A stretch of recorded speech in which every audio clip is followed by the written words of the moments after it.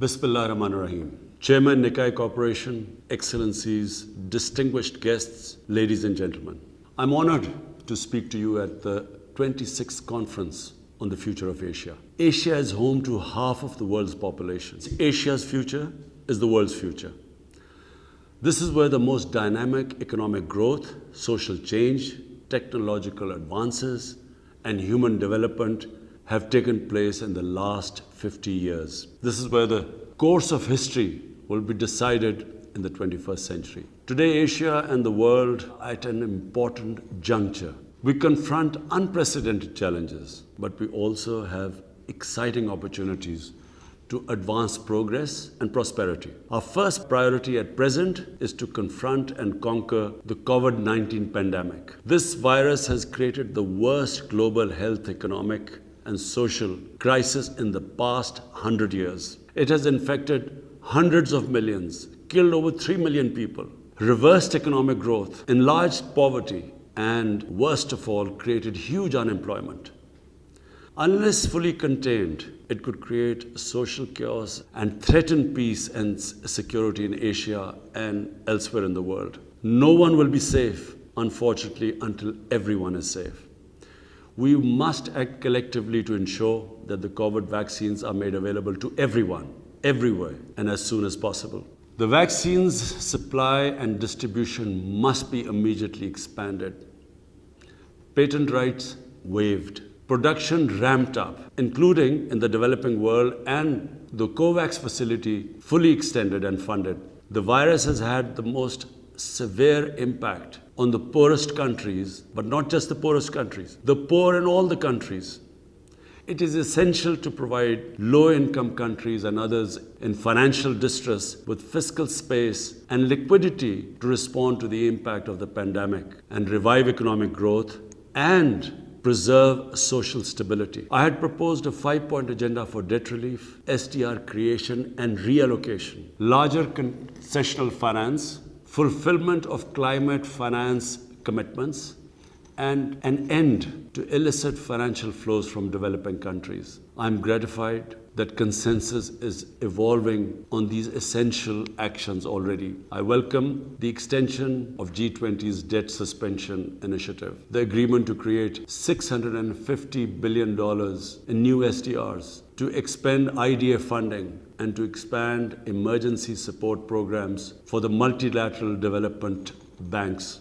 The recommendations of the FACT-I panel on illicit financial flows must also be implemented. To ensure rapid recovery, we in Asia and elsewhere must keep economies open, revive disrupted supply chains, and resist protection temptation. If Asian and other countries are to achieve the Sustainable Development Goals by 2030 and net zero carbon emissions by 2050, we will need to invest massively in new and sustainable infrastructure, energy, transportation, housing, agriculture, and industry. Both public and private investment should be mobilized to this end. The less developed countries must be helped to prepare a pipeline of sustainable infrastructure projects. To attract private investment, such projects will need to be de-risked through blended finance and investment guarantees and incentives. We must also continue to mobilize science and technology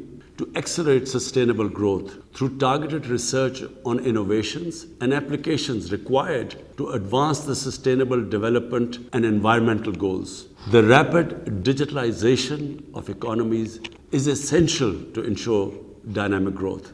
The digital divide between advanced economies, where 87% of people are online, and the poorest countries, where only 19% have internet access, must be bridged. Otherwise, the divergence in growth trajectory of advanced and developing economies will widen further. This will require expanded investment in digital hardware and software. Resilient and dynamic economic growth, particularly in Asia, depends significantly on greater integration and physical connectivity.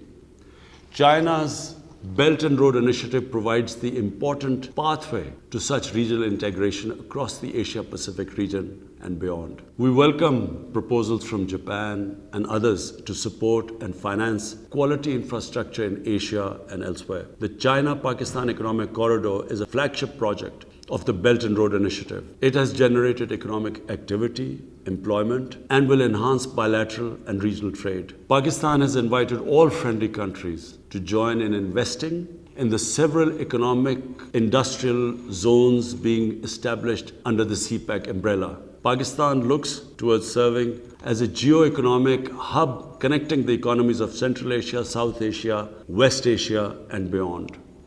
These sub-regions are the areas which possess greatest potential for dynamic new growth to Asia. This potential cannot be fully unleashed until we resolve the outstanding conflicts and disputes in this region. Pakistan has actively supported the peace process in Afghanistan. As foreign forces withdraw from Afghanistan, it is imperative to redouble efforts to promote the peace process between the Afghan parties. As I have said over the years, there is no military solution to the conflict. Pakistan hopes that the violence will be sharply reduced and the Afghan parties will engage constructively to secure an inclusive, broad-based and comprehensive political settlement.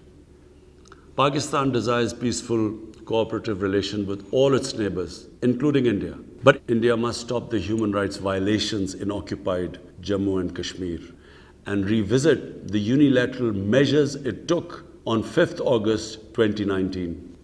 It is essential that an enabling environment is created for dialogue to peacefully resolve the Jammu and Kashmir dispute in accordance with the United Nations Security Council resolutions and the wishes of the people of Kashmir. We hope that the other threats to peace and security in Asia will also be resolved. The situation in Palestine remains a matter of deep concern to everyone. The international community must take urgent actions to stop the Israeli attacks against Palestinians, prevent the desecration of holy places, especially Al-Aqsa Mosque, and facilitate a just and lasting solution in line with the relevant United Nations resolutions and the two-state vision. Finally, we consider it vital to avoid great power rivalry and tensions in the Asia-Pacific. There is ample room in Asia for economic, trade and investment participation of all states. Yet Asia must not become the theatre of tensions induced from without or within. The differences and disputes in Asia require Asian solutions on the basis of Asian values and interests. The Asia-Pacific, including the Indian Ocean, should become a zone of peace, an area of expanding cooperation and prosperity through strict adherence to the principles of the UN Charter and the Bandung principles of peaceful coexistence. I thank you.